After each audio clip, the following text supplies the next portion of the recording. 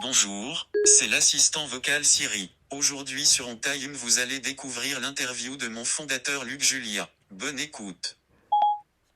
Clap. Salut à tous et bienvenue sur On Time, interview assez spéciale ce mois-ci avec Luc Julia, le fondateur de l'assistant vocal Siri, utilisé par des centaines de millions de personnes sur leur téléphone. On a parlé de sa rencontre catastrophique avec Steve Jobs, de la Silicon Valley et d'intelligence artificielle. Regardez. Luc Julia a toujours été un mordu d'informatique. À 12 ans, le Toulousain commence la programmation et bricole un robot pour faire son lit à sa place. Il a pas très bien marché, mais c'était rigolo à construire. Et c'était surtout pour automatiser une tâche, déjà, qui était la tâche de faire le lit. Alors, moi, de mon temps, c'était faire le lit, c'était pas mettre une couette comme ça. Il fallait mettre les draps, les couvertures, border. Border, vous savez même pas ce que ça veut dire. Et le but du jeu, c'était d'automatiser ça, parce que j'en avais marre de faire mon lit tous les matins. En 1998, il a son propre laboratoire spécialisé en intelligence artificielle. Il développe les premiers réfrigérateurs connectés, il est sur les voitures intelligentes avec BMW, il développe des imprimantes connectées et en 99, il présente avec son ami The Assistant un assistant vocal qui deviendra plus tard Siri. Là maintenant on est dans les années 90, c'est le début d'Internet, il n'y a pas encore Google. On sent que cet Internet va être un truc assez incroyable, ça va être énorme, gros. Et ça va être très compliqué de l'interroger.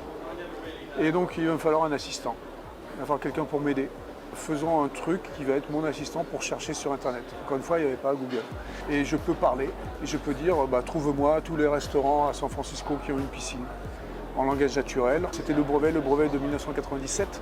Mais la mise en place, elle a dû être super compliquée, non? Parce que c'était jamais fait à l'époque. On s'était dit que pour les phrases relativement simples, enfin pour les ordres relativement simples qu'on pouvait donner à cet assistant, ça allait être suffisant. Et c'était suffisant, un reconnaisseur qui reconnaissait à 80-90%. C'était à peu près, ça allait à peu près. Et puis après, la mise en place était surtout de trouver les applications qui allaient après extraire les informations. Donc en faire ce qu'on appelle aujourd'hui les crawlers, les machins qui vont aller chercher les trucs. Donc c'était ça qui était plus compliqué. Les démos qui ont eu lieu dans les années 98-99, ça marchait assez bien, c'était assez rigolo.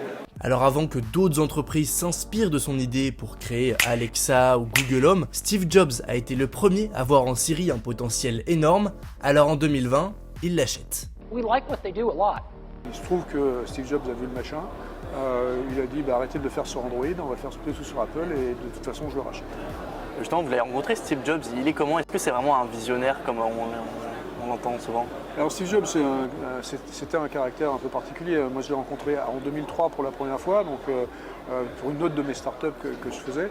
Et il était assez, on va dire franc ou alors infect, ça dépend comment on veut dire. Mais en gros, nous on lui présentait un truc dans cette startup un peu rigolo. Alors on avait 1 heure pour faire le setup, c'était compliqué la première fois qu'on y allait et tout ça. Et au bout d'un quart d'heure, il s'est levé, il est parti, il a dit c'est de la merde. Et c'était ma première rencontre avec Steve Jobs. Bon, c'était quoi cette idée du coup?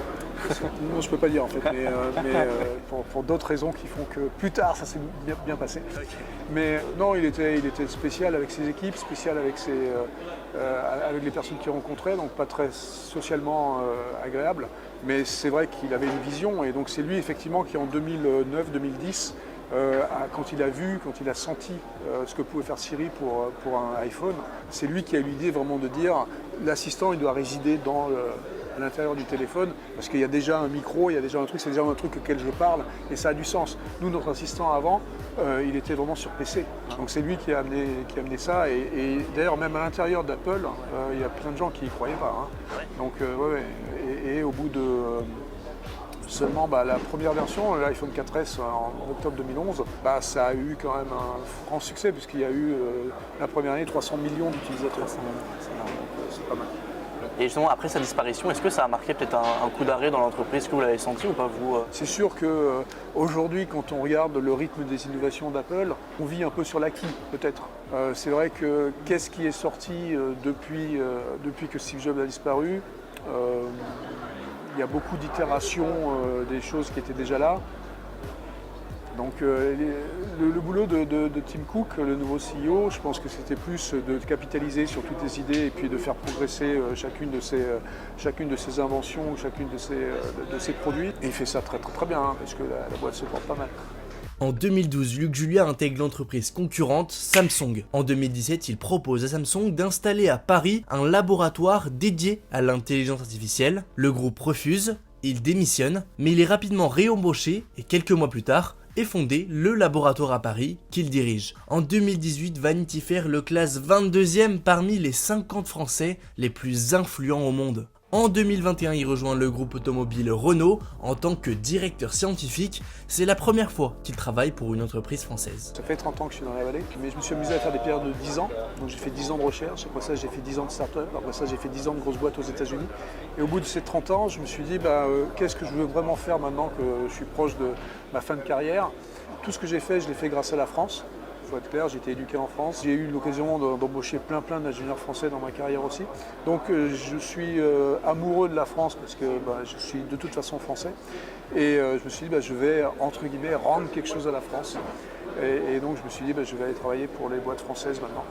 Même si je travaille depuis la Silicon Valley, je vais leur apporter ma petite expérience, ce que je peux leur montrer, sans leur donner de leçons, je ne suis pas là pour ça, mais pour dire voilà ce qu'on a fait, ce que j'ai fait, ce qu'on pourrait faire, et puis après on essaye de monter ça ensemble.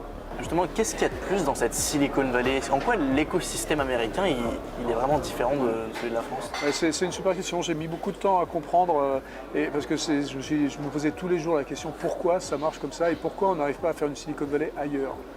Et en fait, je pense que j'ai finalement la réponse. Il faut comprendre qu'aujourd'hui dans la Silicon Valley, il n'y a que à peu près 28% d'ingénieurs américains, d'accord, aux États-Unis. Et donc ils viennent d'où? Ils viennent de Chine, ils viennent d'Inde, ils viennent de Russie, ils viennent d'Europe, ils viennent de partout, ils viennent du Mexique. Et donc c'est ce melting pot, c'est vraiment le melting pot américain qui fait pour moi que c'est une réussite. Cette vision de vouloir s'entraider entre gens différents et d'avoir aussi regarder ces choses qu'on est en train de faire d'une manière aussi différente. Et ces prismes permettent d'innover en fait. C'est ça. Et est-ce que la façon aussi dont on travaille là-bas, dont on manage, peut-être est-ce que c'est différent, non? Alors il y a plein de choses qui sont différentes. Par exemple, il y a une culture de l'échec qui n'a strictement rien à voir avec les cultures de l'échec ici. Il n'y a pas de filet déjà pour commencer. Donc on sait qu'on va se planter à un moment donné et on sait que quand on se plante, on est dans la merde. Ah oui. Parce qu'il n'y a pas de chômage. On est prêt à rebondir tout le temps, on est prêt à faire plein de trucs. Et si on échoue, c'est pas grave en fait. Si on échoue, on va rebondir, on va faire autre chose. D'accord? Ici, l'échec est plus compliqué. L'échec nous marque à vie globalement et on ne veut pas échouer du tout, donc on est beaucoup plus prudent. Là-bas, il y a moins de prudence, donc du coup, il y a plus d'innovation. On est plus excité par des choses, mais les cycles sont beaucoup plus courts aussi. Encore une fois, cet esprit si l'or ne marche pas, on essaiera le silicone. Et si le silicone ne marche pas, on essaiera Internet.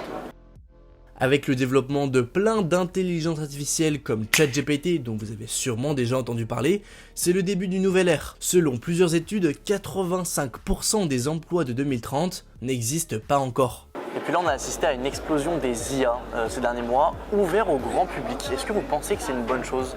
On essaye de montrer, de mettre en avant les choses fantastiques que ça fait, et justement c'est pas fantastique. Donc il faudrait avoir un peu plus de recul et montrer le côté un peu noir de ces IA, et montrer que ça fait pas exactement ce que on nous dit que ça fait. Okay. Il y a une accélération dans les innovations en ce moment, donc il y a beaucoup de trucs qui se passent en même temps, mais ça va continuer évidemment. Et on va surtout trouver des moyens de faire les choses beaucoup plus efficacement. Mais la bonne nouvelle, c'est que comme on se retrouve dans un moment un peu difficile pour l'humanité, c'est les meilleurs moments pour innover. C'est les meilleurs moments pour faire en sorte de trouver des nouvelles choses qui vont nous sortir un peu du marasme, on va dire, pour être poli, dans lequel on est. Merci beaucoup. Avec plaisir. Voilà, j'espère que cette interview vous a plu, likez et abonnez-vous. Et dites-moi en commentaire si vous, l'intelligence artificielle, ça vous fait peur ou si au contraire vous pensez que c'est révolutionnaire.